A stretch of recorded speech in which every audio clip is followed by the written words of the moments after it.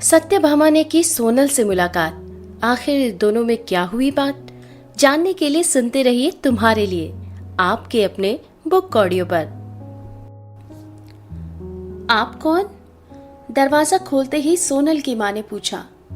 जी, मैं सत्यभामा, सोनल की सहेली हूं। मैं मिलना था उससे।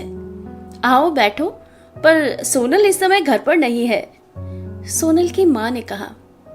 तो फिर मैं चलती हूँ, कहकर भामा लौटने लगी और आंगन में ही सोनल मिल गई तो उसने कहा, तुम आ गई, मुझे तुमसे कुछ बात करनी है सोनल। मुझसे क्या बात करनी है? सोनल ने आश्चर्य से पूछा। है कोई जरूरी बात? भामा ने कहा। ठीक है, आओ बैठकर बातें करते हैं। कहते हुए सोनल घर की ओर बढ़ने लगी।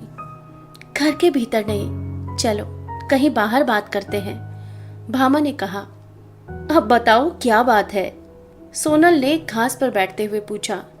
सत्यजीत के साथ तुम्हारी दोस्ती कब से है? भामा ने बिना देर किए ही सब कुछ कह दिया। मैं जानती थी तुम यही पूछने आई हो, सोनल मुस्कुराने लगी। तुम्हारी ये रहस्यमयी मुस्कान मुझे डरा रही है सोनल। तुम शायद नहीं जानती कि मैं और सत्यजीत। हाँ जानती हूँ, सोनल ने जवाब दिया। क्या जानती हो? भामा ने तुरंत ही पूछा।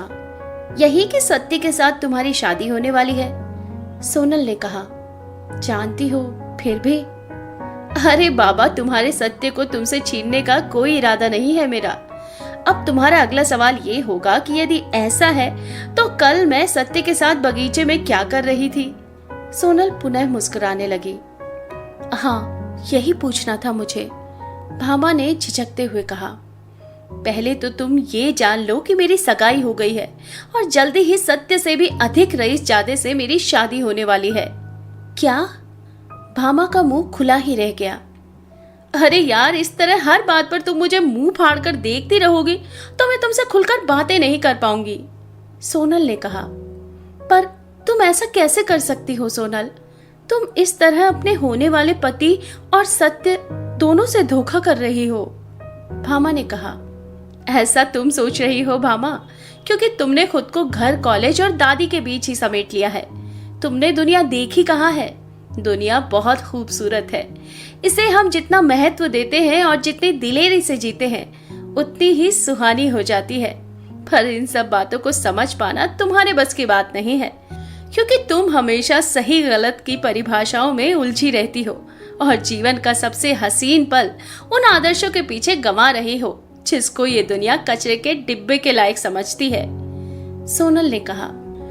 तुम ये किस तरह की बातें कर रही हो सोनल? प्रेम एक खूबसूरत एहसास है जो जीवन को जीने के लायक बनाता है, पर प्यार के नाम पर मौज मस्ती से प्रेम बदनाम हो जाता है, भामा ने कहा। तुम जिस प्यार की बातें कर रही हो वो सिर्फ किस्से और कहानियों में रह गई है। समय के साथ प्रेम की परिभाषा भी बदल गई है, सोनल ने कहा। प्रेम ही है जिस पर जमाने के बदलाव का कोई असर नहीं पड़ता है, भामा ने कहा। तुम जिस दुनिया में जी रही हो भामा, स्वार्थ से भरी दुनिया में निस्वार्थ और आध्यात्मिक प्रेम को ढूंढ रही हो। जिस लैला मजनू और हीर रांझा को तुम जैसे प्रेमी अपना आदर्श मानते हैं, वो भी जिंदा रहते तो दाल रोटी के चकल्लस में उनका प्यार भी उड़नछू हो जाता। मैं मानती हूँ सोनल कि प्यार को निभाना मुश्किल होता है, पर वो इतना प्यारा होता है कि जीवन के हर सुख दुख को आकर्षक बना देता है। प्यार में सुख तो सुख देता ही है, दुख भी साधारण खुशियों से अधिक खुशी देता है, भामा ने कहा। तुम एमबीए की हो यार, पर बात दर्शन शास्त्र की करती हो, सोनल ने कहा। प्रेम का पढ़ाई के विषय से भला क्या लेना देना, भामा ने कहा। मैं जानती हूँ भामा कि तुम्हारे और मेरे जीने के तरीकों में जमीन आसमान का फर्क है और इसीलिए हम दोनों को एक दूसरे की बातें समझ नहीं आएंगी।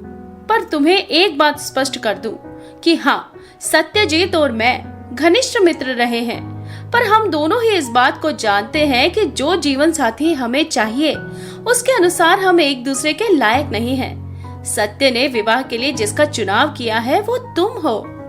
धन्यवाद सोनल, तुमने कुछ भी छिपाए बिना मुझसे खुलकर बातें की हैं। भले ही हमारी सोच में फर्क हो, पर तुमने मित्रता निभाते हुए मुझसे सच कहा है। मैंने तो उसी समय तुम्हें अपने और सत्यजीत के संबंधों के बारे में सच बताने का मन बना लिया था जब काजल का फोन आया था। काजल का फोन? क्या कहा उसने? भामा ने पूछा। गार्डन में तुम्हारे आने की खबर उसने मुझे दी थी, सोनल ने आगे कहा। पर आज सत्यजीत से मेरी आखिरी मुलाकात थी तो मैंने उससे काजल के फोन का जिक्र नहीं किया। पर आज की मुलाकात आखिरी क्यों? भामा ने पूछा। क्योंकि अब मैं अपनी शादी की तैयारियों में लग जाऊंगी और उसके बाद मैं किसी की पत्नी बन जाऊंगी। ठीक है सोनल, मैं चलती हूँ, कहते हुए भामा निकल पड़ी। भामा की आंखों के सामने वो पल किसी फिल्म की भांति चलने लगे जब सत्य से पहली बार उसकी मुलाकात हुई थी। सोनल से बात करके सत्यभामा सत्यजीत के बारे में अपनी क्या राय बनाती है? क्या सत्यभामा खुलकर सत्यजीत से अपने रिश्ते के बारे में बात कर पाएगी? जानेंगे कहानी के अगले भाग में।